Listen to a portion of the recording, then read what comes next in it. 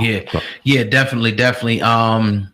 Jay-Z in the NFL. How do you feel about that particular him supposedly joining up with the NFL? Has been receiving a lot of backlash, and some people are on board with that. What's your thoughts on that?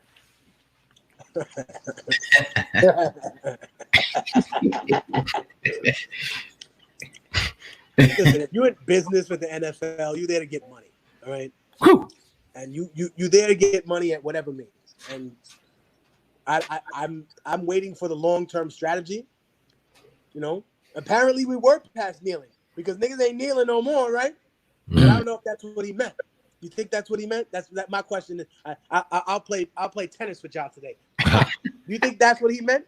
You think that's what Jay meant when he said we passed kneeling? That he wanted people to be out here ripping a furs out of Gucci? Because that's what past kneeling is. When people are past kneeling, we're not going to be past any of this until the police get past that, right? Exactly. We get past what they're doing. Like I remind people, multiculturalism didn't fail in America. Americans failed to be racist. White Americans failed to not be racist. And when it comes to Black and Latino people being racist, when people say, "Oh, it's about institutional power," you know what I mean? Black people can't be racist. They're forgetting about colorism and what I explained to you before, and how plenty of Black people are racist. I know Black people that speak Spanish and they don't think they're Black and they're racist. You know, come on now. Can a Black person be racist? Absolutely. If they're not conscious of who they are, a person can be racist against themselves if they have no knowledge of self. A person can be a certain race and not represent the interest of anybody of that color as well, and be used as a pawn by other people to get what they want out of it. That's a fact. The Jay situation is different. He's a millionaire 100 times over, so it's not like he's desperate for money. I don't know if he's trying to buy a stake in it. We don't know. I haven't heard what he said about these protests going on right now. I think that he's done the smart thing and just not said nothing. Like Dave Chappelle said, he said a lot of real smart motherfuckers. They said nothing because niggas don't want to hear from no fucking celebrity right now. They don't want to hear that. They don't want like. Look, dude, if you out here being a neoliberal shill like the Democratic mayor, right? They don't want you at the protest. If you're gonna show up there with a MAGA hat and try to like start a fight with people, you're a fool. You're gonna get your ass kicked, and you're not brave for that. That's what I think is sad, that I see these situations where a guy runs into a crowd of people, right, with a sword, like screaming, "Make America Great," and gets beat the fuck up, and it's ridiculous. Like, think about this: how much sympathy you think there would be for me if I don't know, put on like a football uniform that said Black Lives Matter, and I took a 3-point stance, and I just charged into a fucking group of MAGA hat people, and they beat me up because I charged into them. Would people have sympathy for me? No. Then why y'all got sympathy for a nut job who pull out a bow and arrow and shoot a kid in the middle of the street? Stay in your car, stay in your lane, keep going. You don't want these people to bother you. They don't want to bother you for nothing. The message has been very clear to all the protesters that I've seen. Don't hurt nobody. We don't give a fuck about these institutions, but we ain't trying to hurt no innocent people. Like, the only time they wild out is when 5-0 start tear gassing them. And I feel that because they do it on purpose. They put the old vehicles in front. Listen, you want me to kick G? I kick real G. They put the old vehicles in front because they're gonna get insurance money for them, right? So they let niggas burn the old vehicles, and when people charge, they allow the first group to come in. It's called kettling. It's a Vikinger tactic. They let the first come in, and then they close the sides and flank people from all angles. They doing the same thing, and then they fire tear gas on people that are peacefully protesting because they want to incite violence. And I'll tell you why. Because right now they're trying to justify their existence, brothers. Right now, the police department is definitely and desperately trying to justify why LAPD has a Lamborghini, why all these big companies have Chargers and all these Porsche cars. LAPD has 6 Porsches. Why? So the brass can use them to drive from place to place. Why? That's what we mean by defund the police. Why does NYPD have 2 tanks? Why? Was a tank going to stop? Even if you had 10 tanks, were they going to stop the planes that hit the World Trade Center? No. Come on, man. Stop afterwards. Yeah. Yeah. We gotta remember this one thing, and then I'm gonna let it go. The police department and the police in general are part of a punitive system that we have in the United States. And what I mean by punitive is they punish people who do things wrong. Very rarely, and if they do, I can count it on my hand, have the police kicked in the door this year and stopped a woman from being raped. Very rarely do the police catch a bullet meant for someone else or stop someone right when they're about to shoot somebody. Yep. 99% of the time, they go and find people that did something wrong and punish them so badly, right? Punish them so badly that it's supposed to send us a message not to do it anymore. And when I explain that to people, they asked, well, do they think it works? And I say it hasn't worked in 300 years. It hasn't worked in 400 years. It hasn't worked since the dawn of time. That's not how you help a people. That's not how you educate a people. That's not how you lift them up. That's how you oppress a people. That's it. You know, we need peace officers. We don't need people patrolling us. Fact. One more question, man. Sure. Gotta ask you about the Africa Bambaataa. Those things have been going around. It's been a few years now. Where do you stand on that? I've been hearing your name around the internet. I stand with the children. I stand with the victims. I have since day one. I made that 100% clear. I told all the OGs that I consider no man infallible. If somebody want to be upset with that, you know where the fuck I live. You know where I am. I'm not hard to find. And that's not a challenge. That's just me being honest because I've seen everybody that's involved in this thing in one way or another. And the only person I haven't seen in respect to that is Bam. And that's because he knows he don't want to be seen here. And people are upset and they genuinely hurt. And as a person who lives in Harlem, I have to hold my head up high. I'm not a person who lives, and no disrespect to somebody who made it and lives somewhere else and you in Beverly Hills, but now I got to walk around Harlem with my head held high. So I had to go talk to the people who this happened to.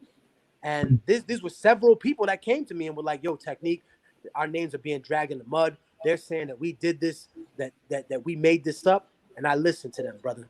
And you know what they told me? They said, we don't want him dead, right? We want him in the book. We want him in the registry. That's his punishment. And I said, oh, wow. And that's when I realized that I wasn't dealing with liars. I was dealing with people that were genuinely hurt.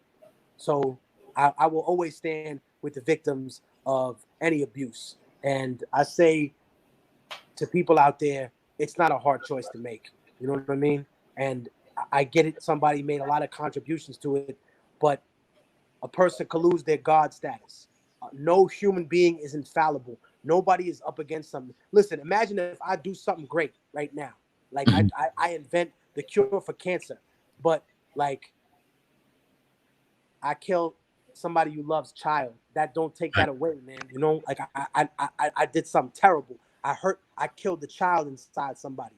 That's not something. And brother, I appreciate the question because you know what? I'm never gonna run from stuff like that. And I'm actually disappointed that a lot of other brothers didn't make their voice known when it was time. But you know, I felt like the best place for me to have that conversation is when I went to Harlem and I did Cy Netta's channel and a bunch of the other like specifically black media on YouTube. I was like, no, I'm gonna talk to y'all. I'm not talking to Rolling Stone.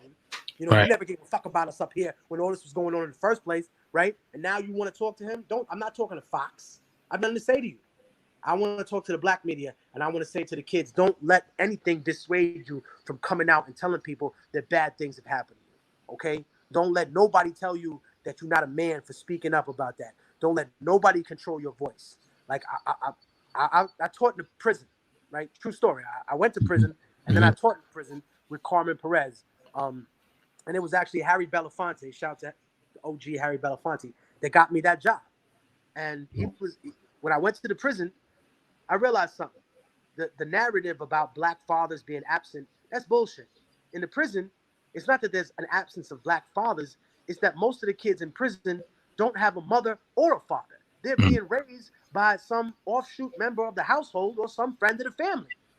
And when I seen this, I realized something, that nobody respects a child when he says, you know what, man? The child has learned the wrong lesson. They believe it's the knife that has made them powerful. It's not the knife.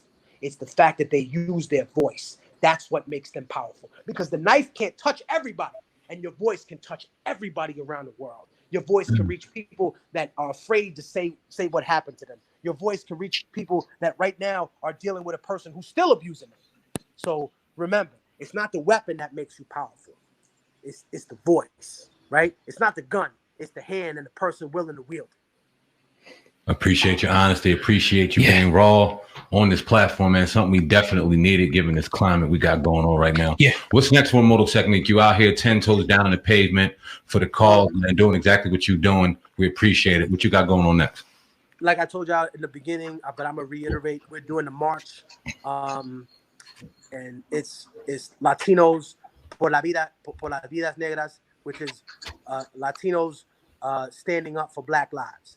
And this is a movement that we're very proud to be a part of in New York. And one of the main organizers, actually, Afro-Latina, a Dominican lady who is very conscious of her heritage, very conscious of her Blackness. So don't let the media just portray that one side. There are a lot of Afro-Latinos that are not ignorant, that are not going to stand for this, that confront their racist relatives every time, that do not have any of this bullshit. And I'm just grateful because, you know, I grew up with my mom always telling me, listen, your grandfather was Black. Don't ever be ashamed of that. Don't ever let people talk down to you like that. Don't ever let people express themselves in a way that's disrespectful to you. Like, just remember, don't let people denigrate that experience, because those people survived something that modern day humans could never deal with. And I always remember my mom's words. So we're going to be at that rally showing people that Latino people are not going to fall for the okie doke. We're not going to be a pawn in your race war against Black people. We're gonna find a way to unite, and we're going to work past a lot of the issues. And then I'm back in the studio working on the Middle Passage. I did a song with Killer Mike and David Banner. Called Trap House. And it's about how America's a trap house run by a bunch of fucking cartels. And it's so crazy. And then I had a bunch of other joints on the record. I did a joint with Ali Shaheed Muhammad. He broke out something from the vault for me from Tribe Called Quest.